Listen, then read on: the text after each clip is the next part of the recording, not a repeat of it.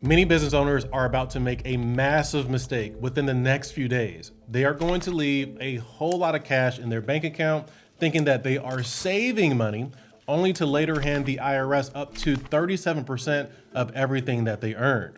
Everyone talks about using things like 401ks or real estate to reduce their taxes, but very few people talk about the low-hanging fruit, like simply accelerating expenses you already have or disposing of assets you no longer use to receive very large tax deductions.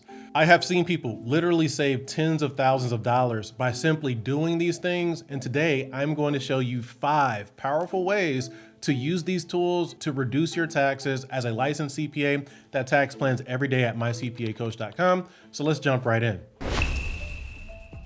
Okay, let's start with prepaying expenses. So why on earth would anyone prepay their expenses? This literally takes money out of our bank account and leaves us with less to operate on.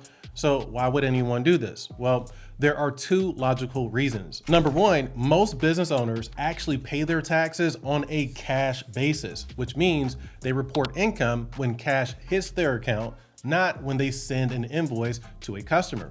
In that same breath, that also means that you deduct expenses when cash leaves your account for that expense, not when you receive a bill from a vendor. Which leads us to number 2, which is the fact that prepaying your expenses will instantly reduce your taxes because as soon as that money leaves your account for that expense, you are getting a tax deduction. You can prepay up to 12 months of expenses, and literally 100% of it will be tax deductible if it is for an ordinary and necessary business expense. For example, if we are in 2025 and we know for sure we are going to have at least $10,000 in expenses next year, we can create a $10,000 deduction right now by prepaying those expenses up front. But how exactly is this possible? Funny enough, some CPAs don't even understand this because the default rule is that you have to capitalize these types of expenses, or in very simple words, treat them as assets, not tax deductible expenses. They don't know that in the same regulation of the tax code, there is an exception known as the 12-month rule, which explicitly states that you do not have to capitalize an expense if your right or benefit does not extend beyond 12 months or beyond the end of the next taxable year.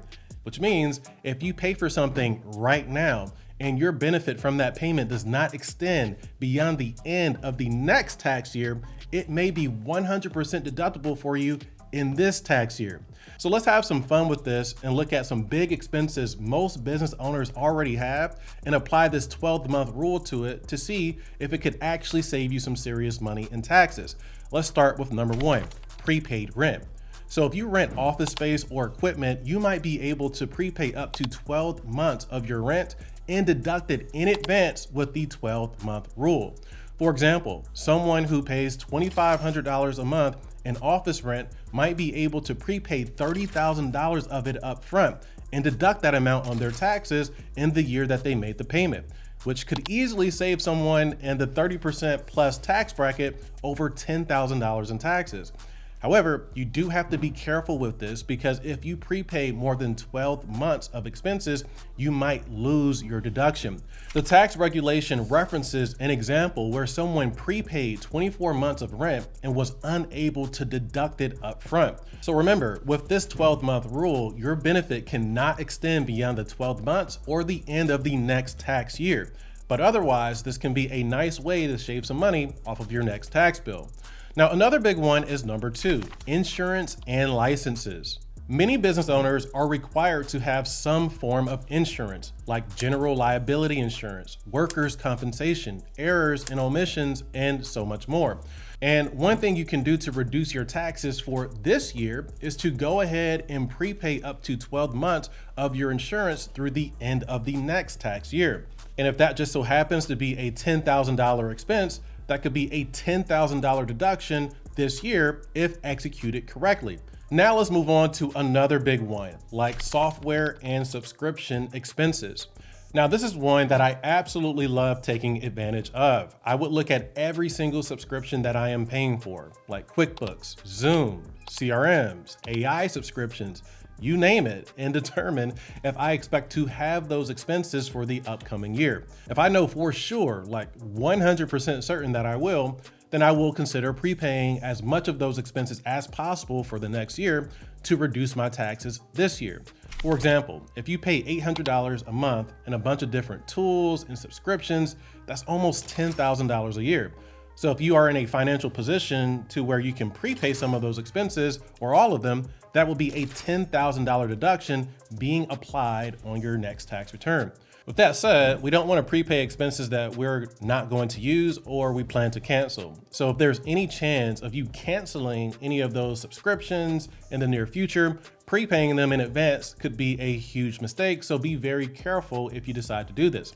Now, another good one to consider is number 4, prepaying professional retainers. With this, we want to consider any professional services that we know we are going to use in the upcoming year and try to prepay some of those retainers this year to claim the deduction up front. We're talking about lawyers, accountants, financial advisors, agencies, and so on. Because if we pay their retainers now, we can claim those expenses as deductions this year instead of next year.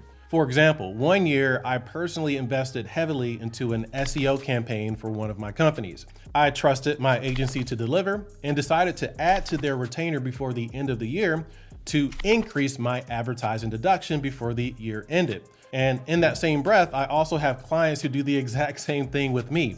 They know they are going to have to file their taxes, do their books, and plan for the upcoming year. So I even have clients who decide to pay our CPA firm in advance to increase their write-offs before the year end. Now, these are just examples of how you can take advantage of different timing differences by accelerating expenses that you know you are going to have. But this next one is a bit unique, which is number 5, the trash to tax deduction, which is a completely made up phrase, but kind of explains this concept perfectly. So imagine having a bunch of old equipment that you don't use anymore, or inventory laying around that you know you will not sell, or other business assets that are essentially dead weight. We're talking about assets that likely have no future value for your business. And a lot of business owners actually have assets like this on their balance sheet that they have not fully deducted yet due to the tax rules. For example, when you buy inventory to sell to customers, that inventory is not tax deductible when you buy it. It is only deductible when you sell it. But what happens if you never sell it? Well, the same thing applies to equipment and fixed assets that you have that have not been fully depreciated. Before the new depreciation rules that we have, fixed asset purchases had to be depreciated over several years over its useful life. But what if the asset you have is no longer useful? Well, in either case, you have two powerful options to turn these situations into legitimate tax savings. Number 1, you could donate excess inventory to a nonprofit, for example, and receive a charitable tax deduction. For example, if you donated $50,000 of inventory to a charity, you might be able to deduct up to $50,000 of that amount on your taxes, which will lower your taxes. Or you could do number 2, you can retire tangible assets that you do not plan to use anymore, like equipment, devices, or machinery. And what's great about that is that when you retire fixed assets, the tax law allows you to write off the remaining basis that you have in those pieces of property. For example, I had a medical clinic with millions of dollars worth of assets on their balance sheet that were no longer being used. And to be honest, a lot of it did not even work anymore.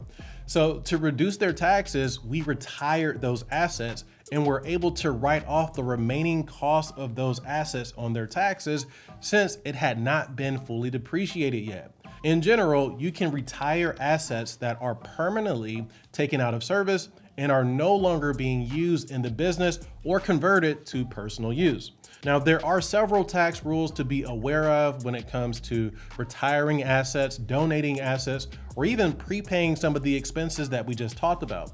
So be sure to do these things under proper guidance from your CPA. And if your CPA is not helping you do things like this throughout the year to reduce your taxes, just apply to work with my team today at mycpacoach.com.